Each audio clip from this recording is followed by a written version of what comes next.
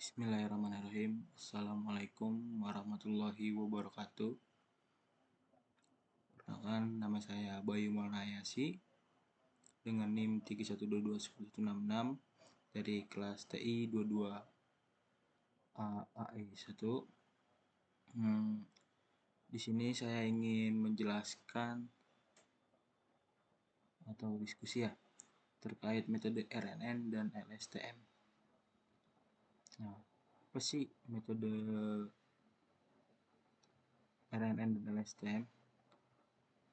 Nah, dalam pemesan data berurutan seperti teks, suara, dan data deret waktu, urutan informasi memiliki makna yang penting. Setiap elemen data tidak berdiri sendiri, melainkan dipengaruhi oleh elemen sebelumnya. Untuk memahami hubungan tersebut, diperlukan model yang mampu mengingat konteks dari langkah waktu sebelumnya. Nah, RNN merupakan salah satu metode deep learning yang dirancang untuk menangani data berurutan dengan cara menyimpan informasi dalam hidden state yang diperbarui secara terus-menerus. Namun, ketika urutan data semakin panjang, RNN mengalami kesulitan dalam mempertahankan informasi jangka panjang akibat permasalahan vanishing gradient. Untuk mengatasi kelemahan tersebut, LSTM dikembangkan sebagai varian RNN yang memiliki mekanisme pengaturan memori sehingga lebih mampu mempertahankan informasi dalam periode yang lebih panjang. Peran RNN dan LSTM sangat penting dalam perkembangan teknologi berbasis kecerdasan buatan, khususnya dalam Natural Language Processing, bisa disingkat NLP, dan berbagai aplikasi yang memerlukan pemahaman konteks waktu. Kemudian di sini ada arsitektur RNN. RNN memiliki arsitektur yang berbeda dari jaringan saraf feed-forward pada umumnya. RNN dilengkapi dengan hidden state yang berfungsi sebagai memori jangka pendek untuk menyimpan informasi dari langkah waktu sebelumnya. Dengan mekanisme tersebut, RNN dapat memodalkan keterkaitan antara elemen dan dalam sebuah data. Nah, setiap langkah waktu bisa disebut T akan menerima input T ini nih T ini adalah waktu. Setiap langkah waktu menerima input baru yaitu XT dan memprosesnya bersama hidden state sebelumnya yaitu HT-1. Nah, ini hidden state nih. HT-1 atau HT-1 ya. Nah, hasil pemrosesan tersebut kemudian menghasilkan hidden state baru yaitu HT nih. HT tadi kan T-nya doang.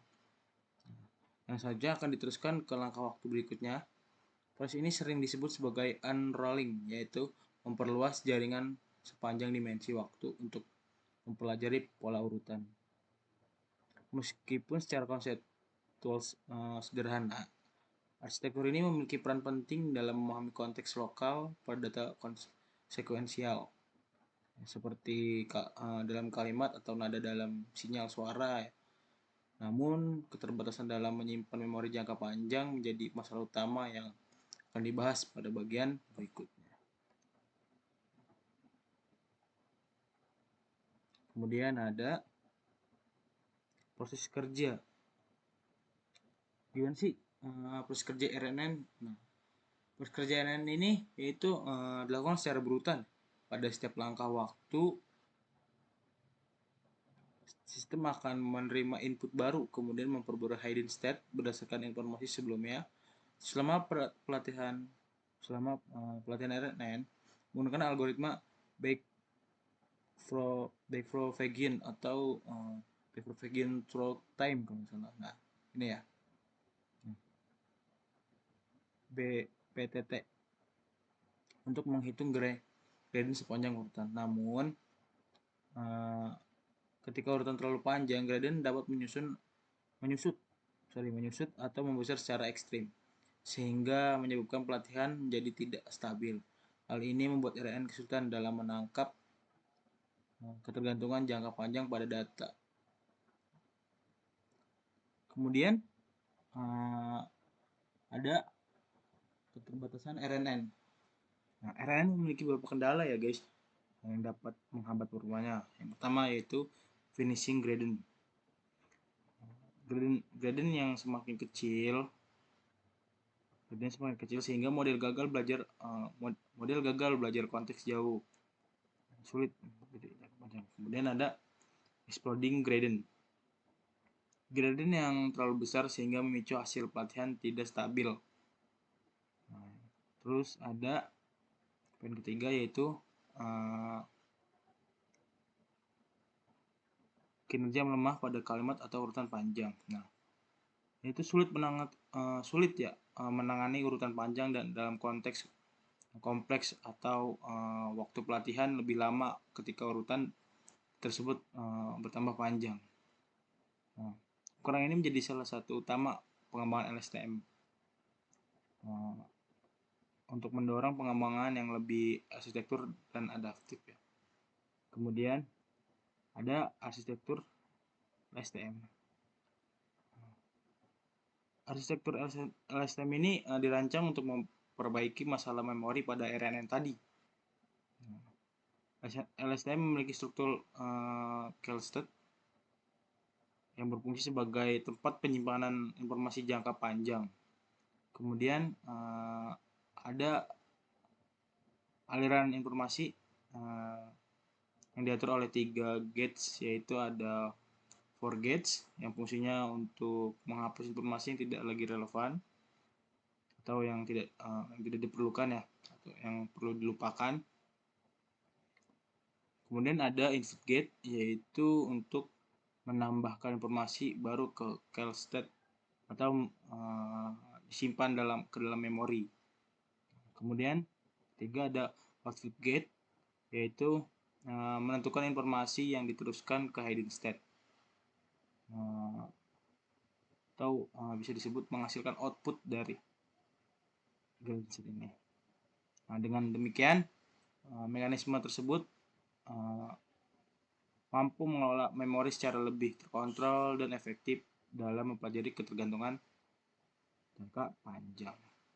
Kemudian ada studi kasus atau aplikasi RNN dan LSTM banyak digunakan dalam beberapa poin ya guys. Yang pertama ada NLP, yaitu penerjemah mesin, ada text generation, ada named entity recognition, terus juga biasanya sentiment analysis atau machine translation ini ya mesin. Nah, kemudian ada spec recognition atau pengenalan suara dalam sistem asisten digital. Kemudian ada time series analysis, yaitu misalnya prediksi harga saham dan penjualan kayak kripto gitu ya guys. Nah, kemudian ada chatbot dan sistem dialog, yaitu memahami konteks percakapan LSTM yang lebih dipilih untuk urutan yang panjang atau konteks yang lebih kompleks. Nah, dengan kemampuan menyimpan informasi historis, kedua model ini memberikan manfaat penting dalam pemahaman konteks yang berubah-ubah. Kemudian ada kelebihan dan kekurangan dari RNN dan LSTM ini, yaitu yang pertama, RNN ini memiliki kelebihan utama pada kesederhanaan arsitekturnya. Model ini dapat diproses urutan dengan efisien dan cukup baik dalam memahami ketergantungan bersifat jangka pendek. Kekurangannya dari RNN ini yaitu menjadi terbatas ketika dihadapkan pada urutan yang panjang. Hal tersebut disebabkan oleh masalah finishing gradient yang membuat model kehilangan informasi kontekstual dari langkah waktu sebelumnya, sehingga performa menurun secara signifikan. Kemudian ada LSTM, kelebihannya yaitu sebagai solusi dari kelemahan RNN pengertian tadi dengan mekanisme gates yang mengatur aliran informasi. STM mampu bertahan memori dalam jangka panjang dan lebih stabil dalam konteks yang kompleks. Meskipun demikian, kompleksitas arsitektur LSTM menyebabkan kebutuhan komputasi lebih tinggi dan waktu pelatihan yang lebih lama dibandingkan RNN. Nah, oke, dari penjelasan tadi yang sudah saya jelaskan, kesimpulannya adalah RNN dan LSTM merupakan model yang sangat penting dalam pemrosesan data berurutan. Meskipun RNN memiliki konsep sederhana, kemampuan mengingat konteks yang terbatas membuatnya kurang efektif untuk tugas kompleks ya. LSTM hadir sebagai solusi untuk mengolah memori jangka panjang dengan lebih stabil melalui mekanisme gates dan Keil state. Dalam perkembangan terkini, keduanya tetap digunakan terutama untuk aplikasi yang membutuhkan pemahaman konteks urutan meskipun beberapa teknologi baru seperti transformer mulai mengambil peranan lebih besar dalam NLV. Nah, itu saja materi yang bisa saya jelaskan terkait metode RN dan STM. Apabila masih banyak kekurangan, saya meminta maaf. Terima kasih atas perhatiannya. Wassalamualaikum warahmatullahi wabarakatuh.